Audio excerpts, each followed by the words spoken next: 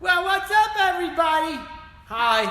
This is the Q&A, or as some circles call it, the Q in your A. Just kidding. We're not going to call it that, I promise. Hello, this is Micah. That's probably too loud. It's going into the red. Okay, cool. Sweet. Well, how's it going, everybody? Hope you're having a good one. We're going to get that Q&A going. But yeah, my name's Micah. I'll be kind of like leading the discussion, quote unquote. And this is Lizzie. If you haven't seen her before, she is actually just got done doing a class like 30 minutes ago. Otherwise, we wanted to open it up to any kind of questions and answers. Let me see that. Here Thank you very much. Okay, cool. And this will be actually we'll have it up on the on YouTube later. I keep saying the YouTube because I think of a specific channel, but I also sound old AF, so I'm not gonna do that. Otherwise, how you doing, Lizzie? I'm doing great. Sweat's all dried off, so I'm ready to talk and listen and be here. Good. Well, hopefully you guys can hear us. I'm going to bring this up. Had some questions already. Had some questions emailed to us and everything like that. But beyond everything, I want to get this started. So, okay. So how this is going to work? And let me know. Can you guys hear us? Got one comment. Thumbs up or a comment. A thumbs up or a comment. Yeah. Sweet. What's up, Mika? Good to see you there. And by the way, I thought her name was Micah at first when I had to call her. She's like, no. Sweet. We got Sean. Sweet. We can hear us. Cool. So, Lizzie, do you have anything you'd like to start with? Any kind of good stuff that happened this week, or maybe, you know? Well, I mean, I taught my first full class, so that was a great accomplishment yesterday. Hell yeah. For Thursday. If you weren't there, you're missing out. Yeah. You can still watch it. Do it. And if you don't know, becoming an instructor and teaching a full class is not too easy. It's been my 2020 journey. Yeah, she's kind of a badass at it too. Like sometimes I think with everybody it just clicks. Definitely with Lizzie, there were some she never like not did anything. You did everything, even when you were like kind of hesitant to. But then she just like busted through in the past month, man. So she's been super awesome. Really appreciate it. I had somebody with the first time I let him warm up on the class, and was like, "Oh, I thought you were introverted," and I was like, "I am, but I'm glad I fooled you," because I was just talking a lot during that class. So it's good. It's been a big journey. It's been great. And by the way, I'm the one with all the drinks here. There is no actual like supplement. I'm not advertising anything. But next time you're in, I do Dymatize gourmet chocolate for my protein. I eat or drink about every 3 hours for my protein. I like Bang. It's a great energy drink. Get banged. I like water. Water is the best energy drink. No calories. Woo-hoo, yeah. And then Truly Hard Seltzer if you're into getting drunk on Friday at work because you're at home because work doesn't exist anymore. Thanks, COVID. Then you're good. Other than that, let's get started. So what we're going to do is we're going to give you guys sometimes, wow. Everything is plural in my world.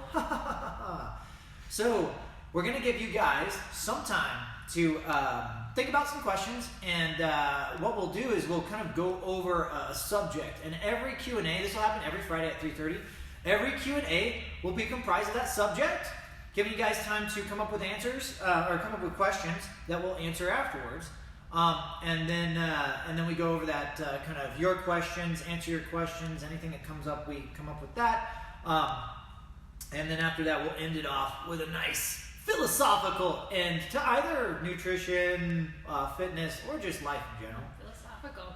Heck yeah. How you feel? You like philosophy? Sure. Okay. I got some jokes, but I'm not going to make them because they're not like Facebook is friendly for anybody, but I'm just saying they're not family friendly. We all know Facebook's about that family. Anyways. Okay. So, start it off. Remember, think about your questions, pop them in there. I'm going to go over with the overall subject of today. Kind of just staying healthy during the pandemic. So, Lizzie, do you have any specific things that you go over for yourself while you're either at home or we have to come up and go to work sometimes? But what is your main thing that you do to kind of stay healthy, mindset, physically, fitness-wise, nutrition, when you're at home? So I try to stay hydrated. That can be hard to do, especially if you have a cat that likes going for any uncovered glass of water. So I drink from water bottles at home. Try to have those with me wherever I am in my house. And I mean, honestly, a big thing is doing these workouts. Whether I'm leading the classes or taking the classes, you still get at least part of a workout there. So that's a great accountability, knowing that, you know, the class must go on. But yeah, at home though, like, for me it really starts out because I'm not very good at like moderation with food and snacks, and so I just have to like buy less, so it's not physically there. That's actually great. So she didn't know this, like the thing that I put together has something about what she just said in there, so that's fantastic. So basically, kind of some of the things that we put together for the subject of staying healthy during the pandemic. Well, first of all, let's focus on physically, so like working out wise. And while she also does the classes, but she also, because she's an instructor and I'm an instructor too, we watch the classes, we do the classes at home, so we are not lost and we're not falling behind, we're not out of shape. So that's something that might be easy for us. But if you have an issue, if you have anything that holds you back from working out at home, that can cause you to kind of dive into a little bit, I wouldn't say actual depression, but you know, bad feelings, like how it feels, what is it called, SADS during the winter, right? Like seasonal affective. Yeah, so some people who experience that, you might be re-experiencing that because of the situation. But definitely, of course, since it's I Love Kickboxing here, hitting those virtual classes, and I would say 2 to 3 times a week, but in my head, I'm like 5 times a week. I love 5 times a week, like 4 to 5 times a week. That's a guaranteed, like, get you out of a rut thing. So definitely hit those virtual classes. We do have those live classes at too, but they are pre-recorded. And now, if you're on the Zoom, I keep saying the Zoom. If you're on live class, then they pop up 30 minutes to an hour afterwards as archived, so you can watch the archived footage there too. If you're not really comfortable with Facebook, so that's pretty awesome. Also, let's say it's something that's not. Hey, I've scheduled this into my day, I'm going to do that class, but I'm also still like really feeling kind of out of it when I wake up and how I start my day. So starting the day off with some calisthenics or stretching. By calisthenics, I mean like push-ups, some squats, maybe some burpees. I wouldn't go as far as to say burpees unless you're hardcore. But I used to, when I was a kid and I did martial arts, they actually were like, hey, do like 50 push-ups in the morning. Wake up, do 50 push-ups. I would drink about 16 ounces of water, and then, I would either get on or I'd do some sit-ups after that. I eventually did like 50 push-ups, 50 sit-ups, 50 pull-ups type thing when I was younger. Just doing some of those to wake you up will help kind of get the blood flowing and get everything going and make your day feel a little bit better. Do you do anything like that too? I mostly do them at the end of the day. So okay. Should I wait till chronological? Well, yeah. So that's a good question. I'm referencing waking up because a lot of people have a hard time doing that. But if that's your system, like if you're not, do you do it to lose weight or to gain muscle or strength? So what I do is I have minor scoliosis, so I do back exercises. There's like 6 or 7 back exercises that I've been doing for years, and they're really great. Like my back gets really stiff, especially with all the sitting around lately, and so I always end the day with that. And I try to do it in the beginning too, to kind of you've just been kind of laying in bed all night, so it's good to kind of get that moving. So it's not really for like a workout, but it's to get that kind of flexibility and work on keeping that back from being sore. Well, that's really good. So like my point was like waking up and waking you up, but like she's also prepping for the next day, right? So like with an injury, or in her case having that with minor scoliosis, right? So she always has to make herself ready for the next day, not just about getting the workout, about making sure the muscles are intact and loosening up. So you could do that too. You could do it at night. It's going to be the same concept. You're just kind of building yourself up to make sure, hey, these are some things I can keep in a structure to keep myself from getting down in the dumps, and also, in shape. And I can post that link on there. Like sometimes I'm like reading a book while I'm doing them because it's like a lot of kind of like lifting your hip bridges are one of them actually. So I can post that link. That's cool. I like that. I did a lot of push-ups and pull-ups, and actually, even though I'm a guy, I did a lot of push-ups and pull-ups. Of course, it was in martial arts, and a lot of people are like, well, that's something that you're good at. You don't have to do something that you're good at, because I wasn't good at. By the way, I don't think anybody is good at pull-ups in the beginning. Holy Jesus, God almighty. Like, pull-ups are so hard to do in the beginning, man. Take your word for it. Yeah, like push-ups I became okay with, but I was really overweight when I did all that. So like push-ups were still really hard for me. I remember like thinking, like when people were like, man, drop and give me 20 when I'd see it in those movies. I mean, I remember doing it as a kid, but at the same time, I was like, man, I was like Cartman in high school. Cartman from South Park, and I was like, Jesus, 20 push-ups? How do you do that? I used to hear people say, man, go run a mile. You can go run a mile and lose some weight, kid. And I'd be like, run a mile? It's like a mile might have been a marathon. So it's not always about doing what you're good at. So just because it's my upper body and I'm a male, and I was a male. I'm a male, and that might have been easy for me. It was not easy for me, so I wasn't focusing on like doing something that I was good at. I was focusing on doing something I wasn't good at, so I could get better. You can get it before and after too. Yeah, right. One of the last things I did before COVID was arm wrestling with a couple friends, and they beat me, 2 guys. And I'm like, okay, we'll do this again in a few months, and we'll see if it takes longer for you to beat me or whatnot. So Cassie Church just commented on here that she does the 30-minute hit set in the morning. So she does, like, not only does she do the virtual workouts, but she does a 30-minute hit set too in the morning to make sure she wakes up. So that's awesome. Kill her for that, because that crap's hard. Okay, by the way, like kickboxing, fighting, right? Fighting has always been hard. War, combat, stuff like that, it's always been hard. So when people have trained it, they always train a hit style, because hit is about getting your heart rate as high as possible until you're almost going to pass out, and then being able to learn how to recover really quick so you can do it again.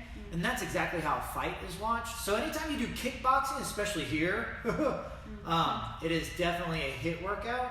But if you add that in like Cassie does, it'll only make you better. A lot of times people think that maybe it might wear me out for the workout tomorrow. No, it will wear you out, but at the same time, over the weeks, you'll actually get stronger. Heart rate will be harder to push higher, which is a good thing.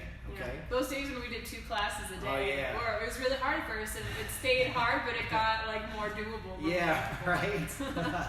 Oh man. So what she's talking about is that we used to, when we did the pre-recorded ones too, we would do the live class, and then we'd pre-record the next one probably 30, maybe an hour later.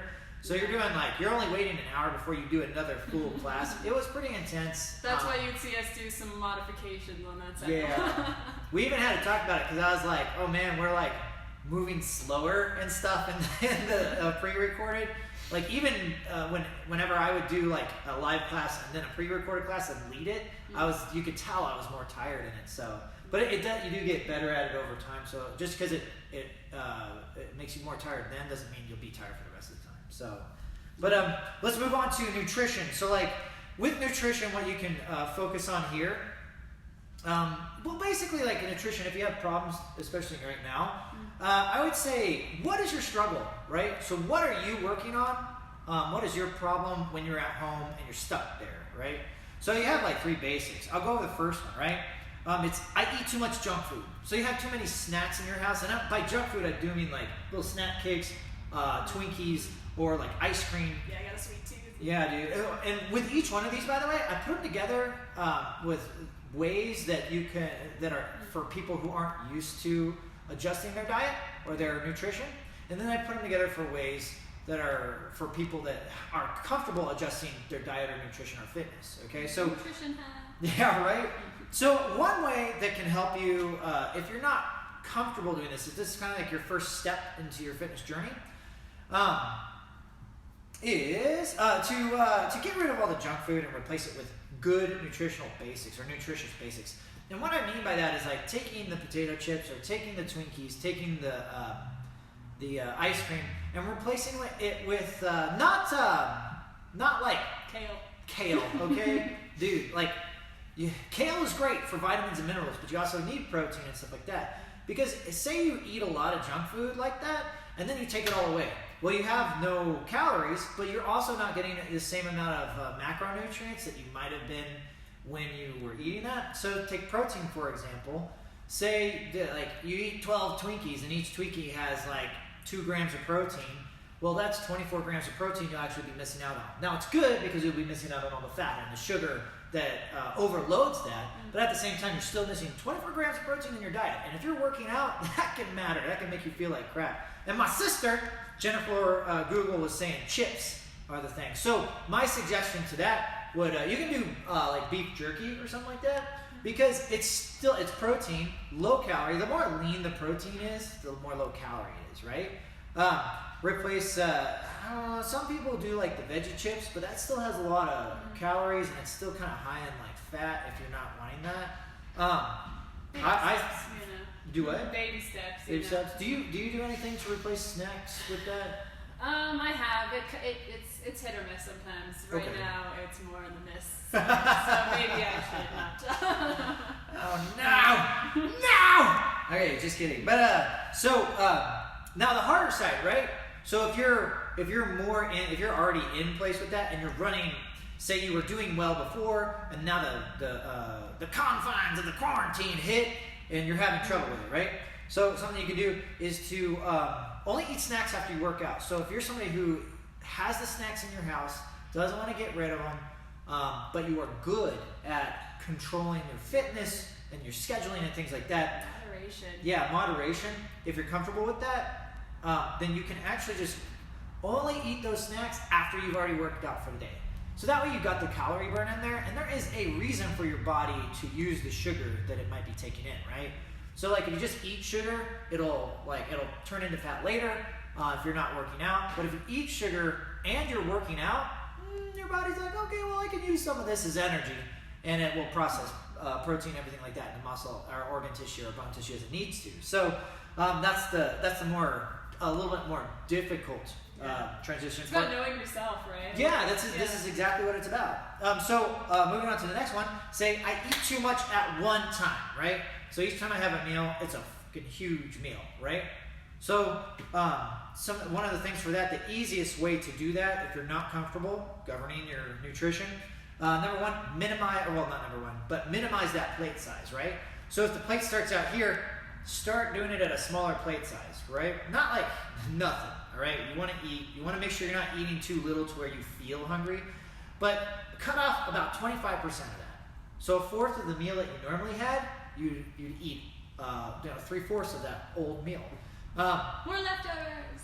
Yeah, more leftovers. Yeah, that's true. I know when I get my McDonald's and I cut a fourth off, I can have a McDonald's tomorrow. I'm just kidding, but also not. Terry, don't hate me. There's like leftover burgers in our fridge sometimes. I mean, I eat them, but it's not good. Some things are a little better for leftovers. Yeah, dude. So for those of you that are more comfortable kind of controlling your nutrition, but you just got off the rocker because of the COVID crisis, well, you can schedule your meals out. So you can minimize a little bit, but instead of just eating big plates, actually schedule your meals out. And I personally do schedule all my meals out to 3 hours apart, right? And I'm very in control of my diet. So I make sure that my nutrition has so much protein throughout the day, so many carbs throughout the day. Yes, I do. Kimber, I do absolutely love my Mickey D's, okay? Once a week. Either Friday or Saturday is when I eat it.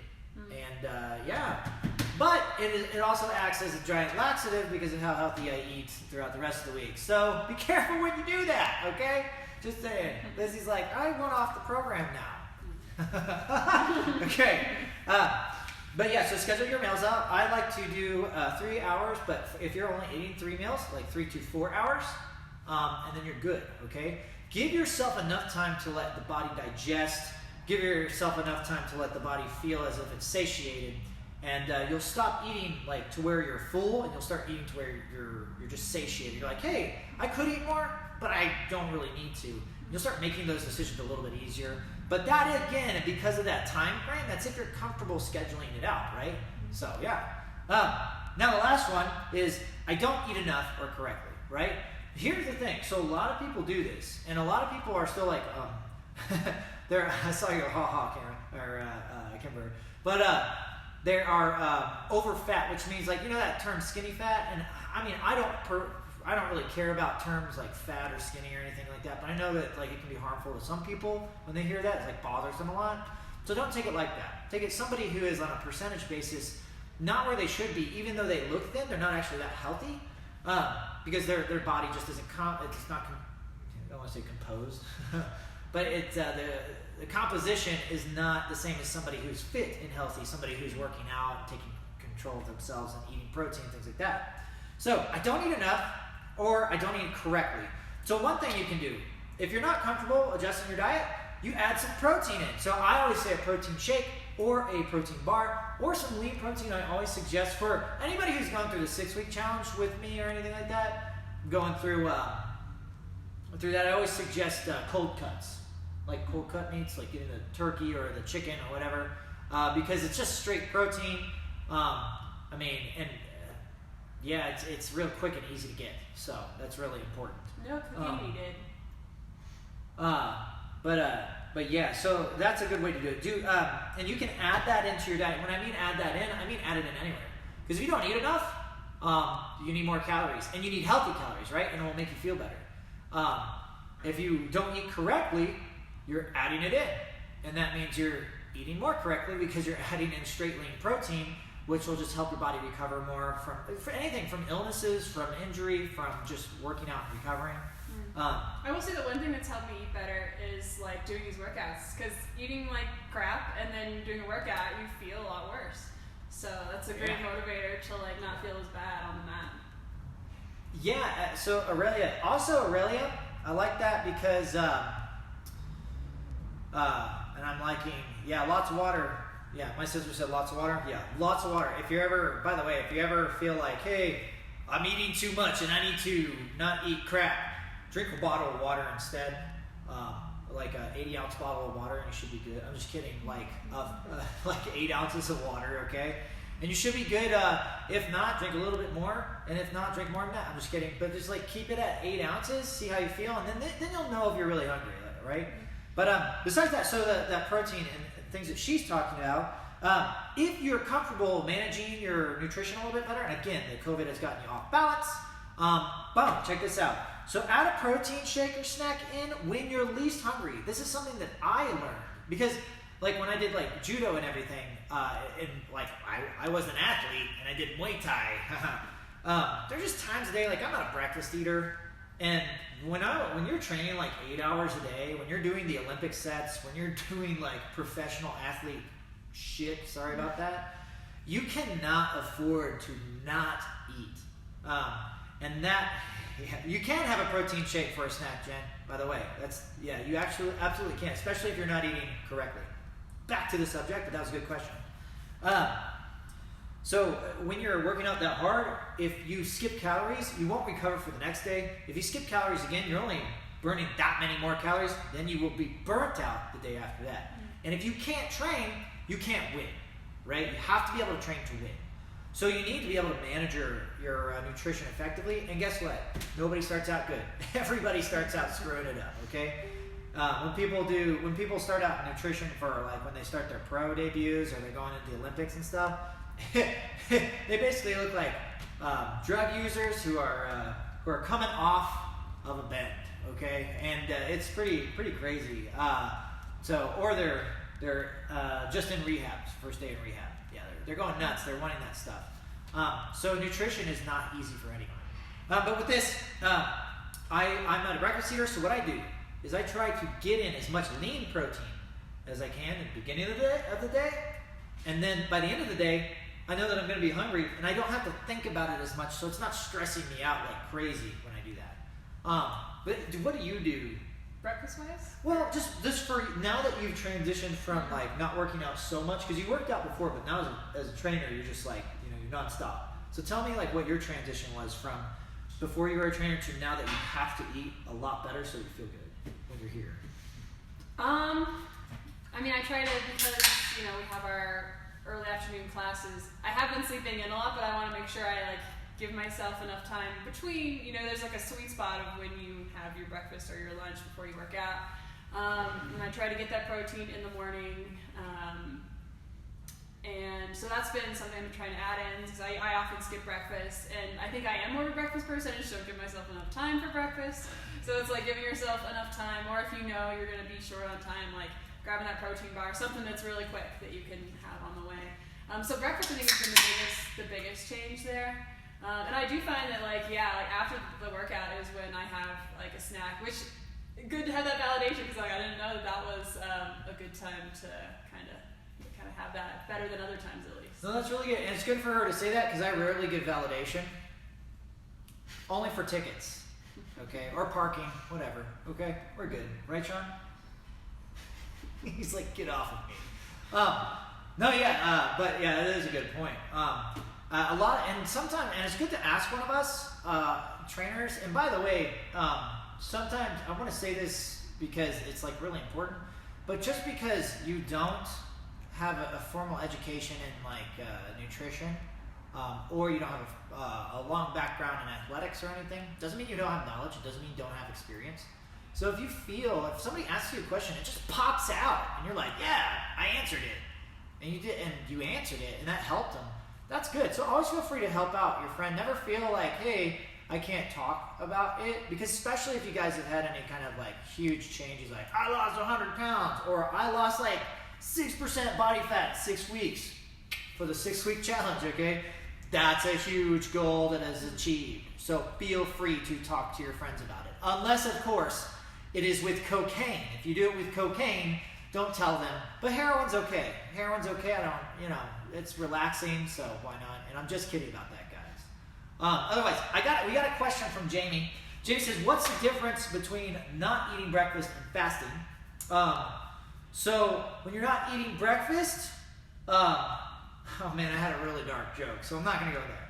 So not eating breakfast, fasting is very different because that's an actual thing, right? So like, fasting is like, if you don't eat breakfast, you don't eat breakfast because you're not hungry, but we fast every night that we go to bed. So we go to bed, I don't think anybody eats in there. I mean, at one point, you can ask my dad, I woke up, apparently I was like sleepwalking and got a piece of like key lime pie and took a bite, put it back in. So maybe I do that, but I don't know anybody else that sleepwalks and sleep eats, okay? But you are fasting when you're asleep because it's just an elongated period of time that your body goes without eating food, all right? So that's a good question. So that's fasting, right? Not eating breakfast doesn't mean you're fasting, because what if you ate like, so I guess I'll get into the specifics of like intermittent fasting, right?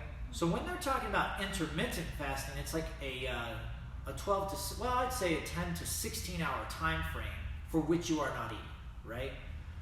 Which is different from restricted calorie, by the way. There's another thing that seems like that. They seem very similar, but they're different. Yeah, key lime, yeah, good. Now it's, I guess my favorite pie is like, maybe, it's not, see, I'm not like a pie guy. I eat a lot of Snickers, but not pie. But anyways, I'm sorry about that. Back to the subject. So with intermittent fasting, it's 10 to 16 hours is the break. Sometimes you can go all the way up to 5, or to 25 or 24, but I wouldn't suggest that if you're starting. So, like not eating breakfast isn't necessarily fasting. It can be, but it falls into the realm of you just not eating breakfast. And I don't want it to sound like I'm just not eating breakfast. That's all it is. But I understand the question because it could be like, hey, if I don't eat breakfast, am I fasting? And the answer is no. But if you're fasting, you want that time period. You want to look for the time frame, ideally between 10 and 16 each day. It's just depending on what you want to do, okay? Really what fasting does overall, 2 things. It's good for weight loss or just weight control or nutrition control because it's like the first step is to... Saw Sean's comment there. Who wants to go grab some pie? It's a first step into containing your time frame and saying, hey, I'm not going to eat from then to then. And then the next step is, you know what? I'm going to lessen on the calories. I'm going to bring those down. And then the next step is, man, I want to track my macros. So it's like a first step into really feeling like you have control mentally of yourself and your diet.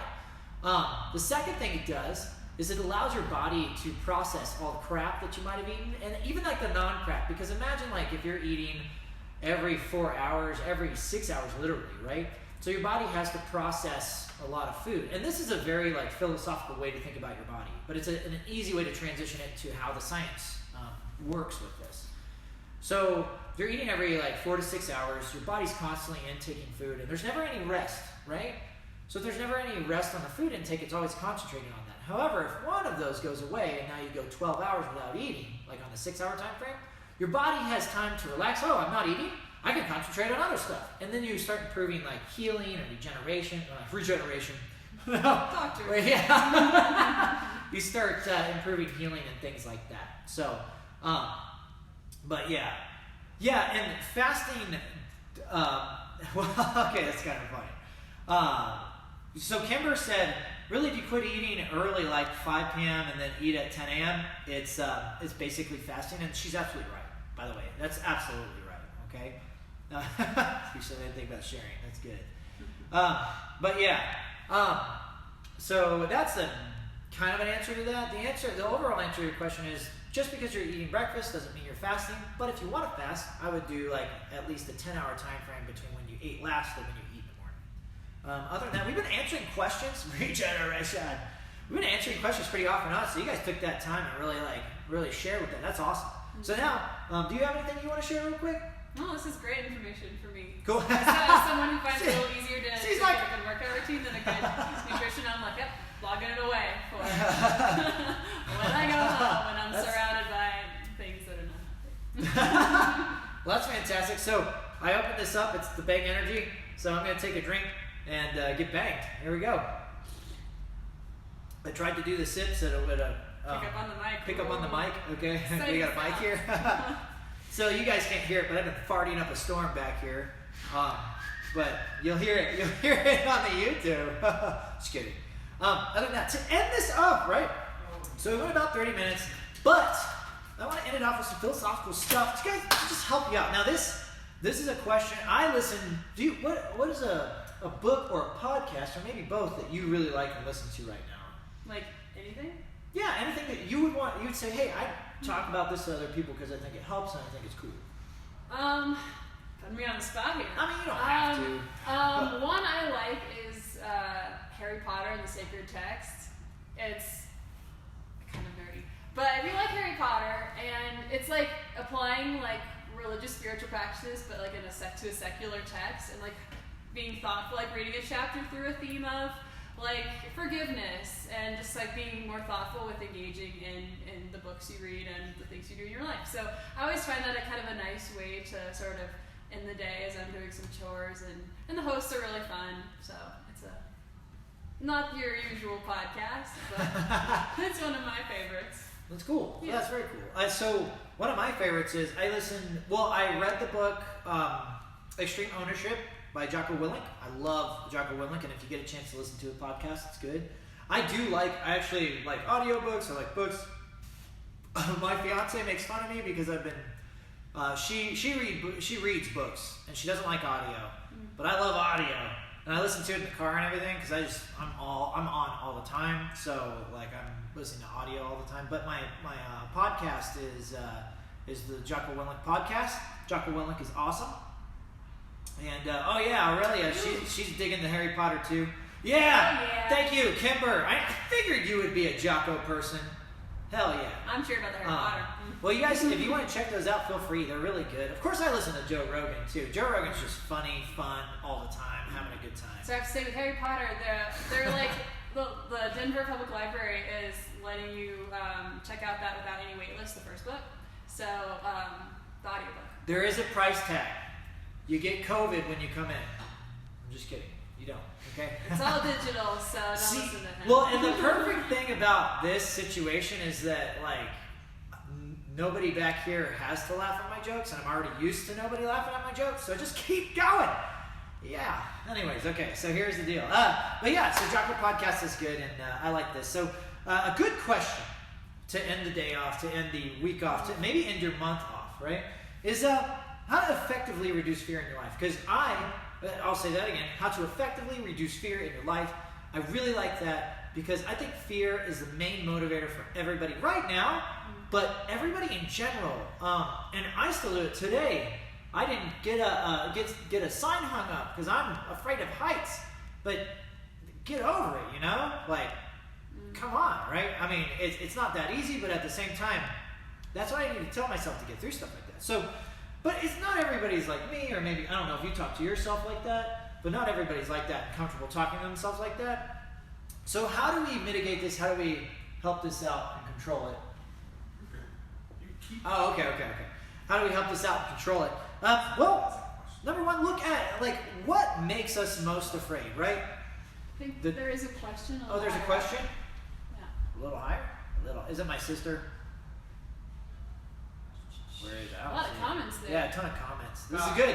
Exercising in the morning when you first get up. I don't see that. What's the question? Go ahead and read it. Is it best to exercise when you first get up or eat something then exercise? Oh, good question. You want to repeat that in case they didn't? Yeah, go ahead and repeat it for me and then I'll repeat it. I can. Okay, you got it? Is it better to exercise right when you wake up or after you have eaten something? That's a good question. So the question was, is it better to exercise right when you wake up or have eaten something and then exercise? And the answer is both, actually. So it really depends on the type of person you are. I'm definitely the second one. Right? Okay, so some people, and this actually, if you're hypoglycemic, which Terry, my fiance, is, okay, you get real angry. You get hangry if you don't have, if your blood sugar doesn't raise. So you do have to eat something. So this is a very individual thing. So who asked that question? What was their name? Because we can't see it. Who? Jennifer. Oh, my sister. Was it Jennifer Tap Google or Jennifer Google Tap? I think so. Sweet. Okay, cool. Yeah, I can't see that, Jen. So yeah, good question. Okay, if you are hypoglycemic, you're gonna want to eat something before. You're gonna need to eat something before you go work out. You don't never go full hypoglycemic. If you get what I'm saying, Jen. Don't never go full, Anyways, so yeah, don't let that happen.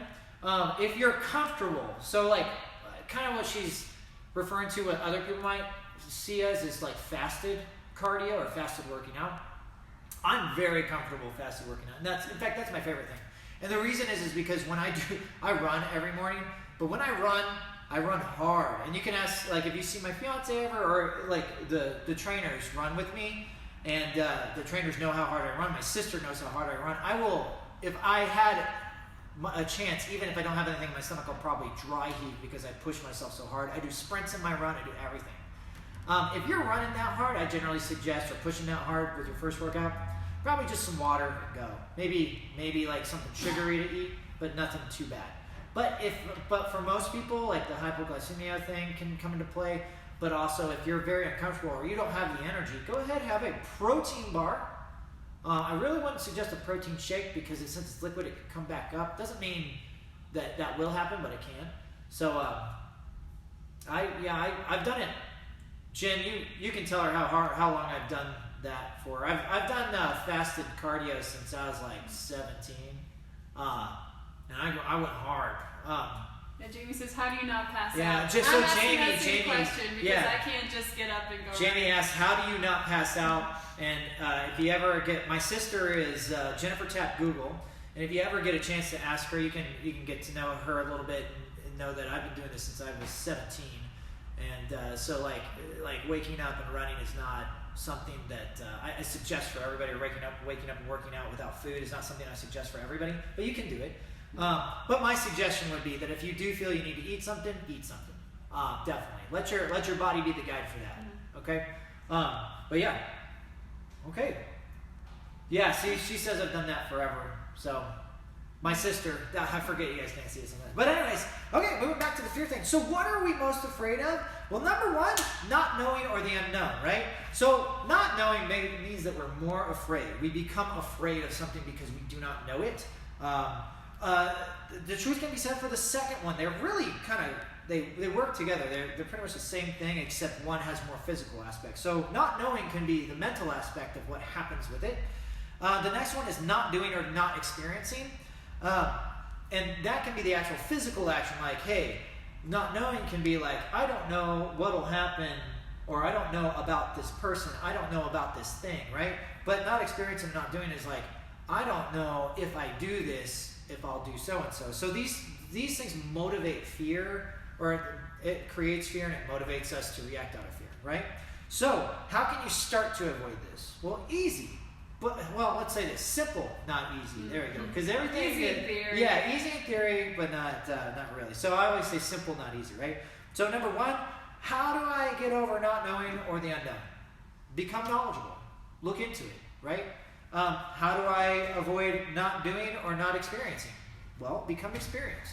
So these both allow you to, not just allow, I say allow you, but they kind of push you to get to know your fear. Because if you're just afraid of it and you don't let yourself do it, you're missing out on a lot probably, but you could be right. You never know, right? So moving forward with that, let's use kickboxing as an example, right? So kickboxing, what do you approach fear with? How does fear motivate you, and how do you learn how to get over fear and different things that help you out with fitness and nutrition here? Well, let's start with the personal effects. Understanding yourself, right? So fatigue, and those are going to have a lot of the same answers. You get fatigued in every kickboxing class, whether you're doing the shadow boxing or whether you're doing it in class, right? So that's something that you get to experience and you get to know, right? And you know two things out of there: how you feel and how you react. And in reality, you can only govern one of those. You can't really govern how you feel if it's a new feeling, right? But you can govern how you react to that new feeling. So if you do it over and over and over again, that feeling you get used to, you understand it, and your reaction is totally your control. So you eventually learn how to control your reaction to whatever you're feeling, right? You start out feeling fatigued and reacting like, it sucks. And then eventually, the more you do it, right, the more experienced you become, you control that reaction. Internally, you're like, man, this sucks. But outwardly or externally, you're saying, that's another workout, right? Same thing with physical exertion. So when I say physical exertion, I mean your limits that you're trying to meet. How far can you go? You get to learn that in every class. Even us instructors, every class that we do, we're hitting that point to where we want to stop. That's the feeling, right? So we know how we feel, and over time we govern how we react to it, right? But we can't govern how we feel, because every time we come in here and we're doing burpees, we're thinking, man, we want to stop. But at the first class, we actually stop. Second, third, fourth, fifth, 2 years down the road, we can go like 2-3 minutes, right? Because we've governed the reaction. We've gotten so used to the feeling. We understand it so well that we can control the reaction. Then we got emotions under stress, like somebody telling you what to do. When I'm over here, or Lizzie's over here, and we're like, kick that bag like 5 more times. And you're like, F you, right? That's your feeling, like this is hard. I'm not going to do it. This is your emotion under stress. You feel that way. And the first time you're like, no. And then over time, you do it over and over and over again. And eventually the answer becomes, sure. I mean, I know it's going to hurt, but it's not going to kill me, right? That's how you get that mentality where you say, oh, but did it kill you, right? That's where it comes from, is approaching your fear. So, with that in mind, moving on. How that relates to others, and not just relationships in general, or relationships like between you and a person you know, but relationships to people around you, right? So every time you come to kickboxing the first time you came to kickboxing, you didn't know anything, right? But over time, what do you do when you talk to somebody and you see somebody struggling? I see it all the time in every class. There's somebody going, don't worry, I know it's hard. You can do it. You can do it. I see it all the time. And that's really important because that helps you learn how to help others. It helps you help others, right? And it also helps you create relationships, be able to establish have that understanding, that very human understanding, okay? And when you have that human understanding with each other, the fear goes away. Now, this thing, this person, this whatever, you're not really afraid of, right? Yeah, Kimber has a couple good things to say. Kimber said, Kimber was like, I've been a bag buddy with you. You go hard with or without food, my friend. But Kimber also said, courage is not the absence of fear, but rather the assessment that someone else is more important than fear. And that's great. That's very true. Very true. Help me help you, Sean. Exactly. Yeah. Help us help you. Jerry McGuire. We have signs that say that. Yeah, buddy. So I also want to express, because we have Muay Thai and self-defense, and we'll be having Krav Maga here, and we're going to have that virtual program coming up soon. Not even soon, it'll be next week. So you'll be seeing that stuff come on. But what can you pull from this? How does that help you overcome fear or effectively reduce fear, right? Because nobody overcomes fear. Brave people, like what Kimber said. Brave people are not fearless. They are people who have fear and just control the reaction to it. And that's really what they've done. And they have experience. So with that in mind, like we're learning Muay Thai. What does it help? How does it help you? Self-defense, learning how to fight. If you come to the Muay Thai classes, you know exactly what I'm talking about. And for those of you that don't, anytime you want to try, or anytime you want to try to program, let me know, because you're going to get to experience this too. It's really in depth. It's the pressure and pain of conflict, man. You're training how to deal with conflict. You're not really just training to fight a person. That's not what the goal is. The goal is to learn how you individually control or help or mitigate all these emotions and these reactions, and do it in a manner that will help you in the end. So you learn how the pressure and pain of conflict. You learn self-control in the conflict. You learn how to think while you're fighting, think while you're moving, think in the conflict. Then you learn how to execute those thoughts while conflict is occurring. And then finally, you resolve it. And in some cases, you never even have to enter the conflict because you've already resolved it, because you train. You know what conflict is like on a repeated basis, and you do not want to experience it. And if you have to, you know what will happen. And if you ever encounter a situation out there, people see that. People really do see that. It doesn't matter how timid you are. When conflict arises and you have that experience in you, everyone sees it. You're like a wolf. People can tell you're a hunter. Okay? Not only that, the two last points here, the key of understanding failure. Right? Everyone's afraid of failing. That's where really everything comes from. Like people love. I'm not saying love, I'm not diminishing love, but love essentially is a fear of loss, because you care about that person so much, man. Right? Kid, Terry, my fiance. I love her because I'm afraid of losing her. Right? I love children. That's not good, okay? But you love your children because you're afraid of losing them, because you know how much they mean to you. But you don't let that fear, control how they grow up. You still teach them how to take care of themselves, right? Still teach other people how to take care of themselves. So understanding failure is really important, because what you become understanding of is that to become good is the process of repeatedly failing until you get it right, or until you get it correct. And doing that over and over really emphasizes the fact that you can take failure. The fact that you look at failure and you're not seeing that you're a failure. You're saying that you screwed up. So what? You're still a good person. You're still doing good things. And you just move forward and get it right next time as much as you can, right? Yes, Kimber, failure is where you learn the most. And the very last thing, I'll leave you with this, because this is one thing that everybody forgets, that, like, because you look at winners, you look at Heisman Trophy people, you look at gold medalists, you look at people with world titles, world championships, because I used to do this when I was just an amateur. And when I became pro, I understood, man. Holy crap. I mean, like, you understand winning before, but understanding accomplishment, or understanding winning, right? Because a real winner, a real person who sees winning as it is, they see it like this. And let me leave you with this. Winning is not glory. Because winning is the experience that with every one win accomplished, it comes with 1,000 losses. So you will have to lose 1,000 times before you get a win. And that's why true winners, true accomplishers, true people who get their goals finished are so confident. Because they sit here and they don't look at winning as a trophy. They look at it as experience, and they look at it as becoming better. And Jamie has a great point. She said she's told some students that fail is an acronym for first attempt at learning. Oh, that's perfect. Yeah. It's a great. Yeah, I like that. So Jamie said, I'll repeat it again because that was really good catch.